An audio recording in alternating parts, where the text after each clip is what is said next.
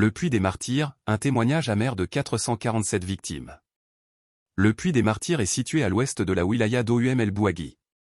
C'est dans ce lieu sinistre que furent jetés des centaines de martyrs de la région et des zones voisines.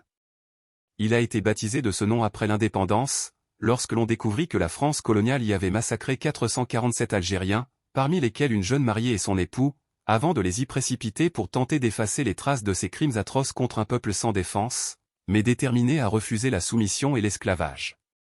L'eau de ce puits s'est mêlée au sang de 447 martyrs de la Révolution de novembre, et jusqu'à ce jour, ces profondeurs continuent de témoigner de l'une des pages les plus sombres et les plus héroïques de l'histoire algérienne. Des récits historiques rapportés par des témoins rescapés de ce massacre confirment l'horreur vécue par les habitants de la région de Le Fasseur. Nom colonial de Bir esh-Chouada durant l'occupation. Entre la fin de l'année 1958 et le début de 1959, des officiers et soldats français, sous le commandement du lieutenant d'origine juive, Dezo, se livrèrent à des actes de torture effroyables, à des violations, ainsi qu'au pillage systématique des biens. Les campagnes d'arrestation se multiplièrent, frappant indistinctement hommes, femmes, enfants et vieillards. De nombreux prisonniers furent transférés vers le camp de concentration de la ferme coloniale de Zaouïa Benzrouk, transformé en centre de torture. Beaucoup y trouvèrent la mort. Leurs dépouilles furent ensuite transportées de nuit et jetées dans le puits. Un moudjahid, témoin de l'époque, raconta avoir observé, avec 5 autres combattants de l'ALN, depuis Douar-Ouled-Amar et à travers un périscope nocturne, une jeep militaire française se rendre à plusieurs reprises au puits.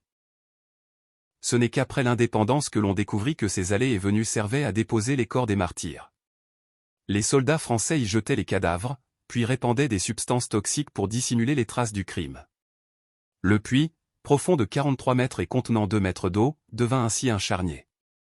Le moudjahid Abdelhafid Alaoua, fils de la région, rapporta qu'un couple fut exécuté le jour même de leur mariage. Les 2 époux figurèrent parmi les victimes dont les corps furent retrouvés plus tard dans le puits.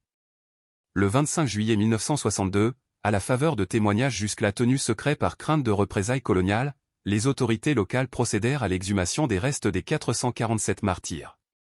Ce fut à ce moment que le site reçut son nom définitif, Bir esh-Chouada ou le Puy des Martyrs, remplaçant l'appellation coloniale, Le Fasseur. Les dépouilles découvertes appartenaient à des moudjahidines de la région et des zones voisines, exécutés dans les centres de torture et d'interrogatoire. Depuis, ce puits est devenu un haut lieu de mémoire et un site historique et touristique, rappelant aux visiteurs et aux générations futures l'ampleur des crimes coloniaux et l'immensité du sacrifice consenti pour la liberté de l'Algérie. Gloire et éternité à nos martyrs. Vive l'Algérie libre et indépendante.